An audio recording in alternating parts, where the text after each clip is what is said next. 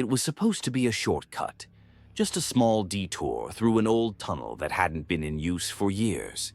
The main highway was shut down due to an accident, and my GPS insisted this was the fastest route. I hesitated when I reached the entrance. The tunnel was carved into the side of a mountain, its mouth wide and dark like a yawning void. The road leading in was cracked, worn with time, and the dim overhead lights barely flickered to life. But I was tired. I just wanted to get home. I took a deep breath and drove in. The walls of the tunnel were lined with old tiles, some missing, others cracked. A strange dampness clung to everything. My headlights cut through the darkness, but the further I drove, the more I felt off.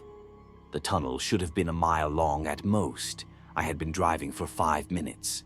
My fingers tightened on the wheel. The yellow road markings seemed endless, stretching forward into the abyss. I checked my rearview mirror. The entrance was gone. Only darkness remained behind me. That's when I noticed the first shadow. A shape just outside the reach of my headlights, standing still, watching. I pressed the gas pedal harder. The car surged forward. My breath came quicker, my pulse hammering in my ears. The tunnel had to end soon. It had to, but it didn't. I glanced at the dashboard clock. The numbers flickered, distorting into unreadable symbols before resetting. 2:14 a.m. But I could have sworn it had been 2:14 a.m. when I entered the tunnel. The car sputtered. The radio crackled to life. A voice, not music, not static. A whisper. "You shouldn't be here." My stomach twisted. My fingers dug into the wheel. The shadow in the distance was closer now. No, not one shadow, many. Figures lined the tunnel walls just outside my field of vision. I could feel them, staring. The radio screeched. My headlights flickered. Then the figures moved. They didn't walk. They shifted. One moment distant, the next closer. Every time the light dimmed, they advanced. I pressed the gas pedal to the floor. The tunnel groaned around me, the sound deep and unnatural, like something alive. The walls seemed to close in, the road narrowing. My tires screeched against the pavement.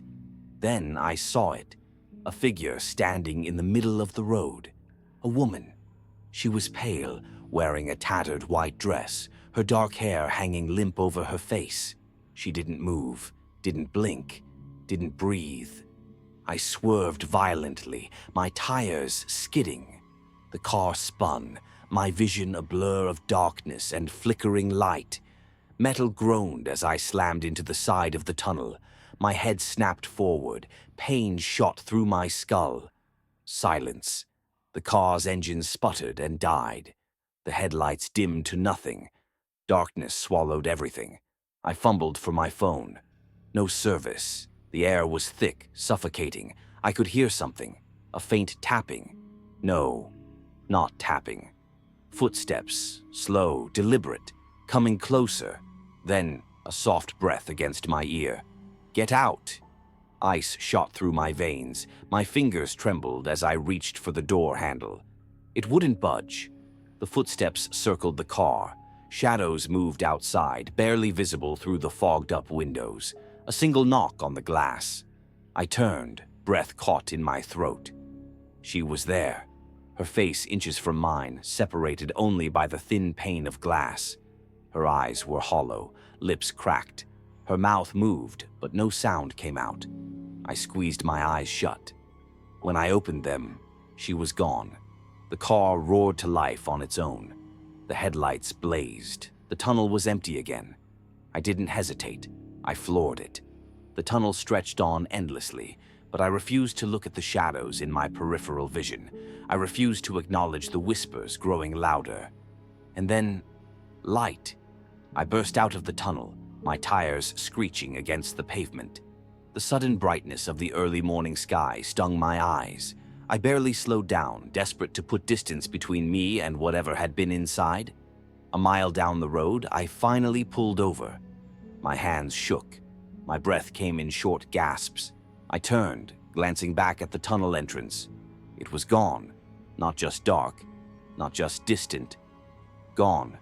No sign it had ever existed. The GPS recalculated. The main highway was open again, as if the detour had never been an option, as if the tunnel had never been there. But my dashboard clock still read 2:14 a.m., and the radio was still whispering.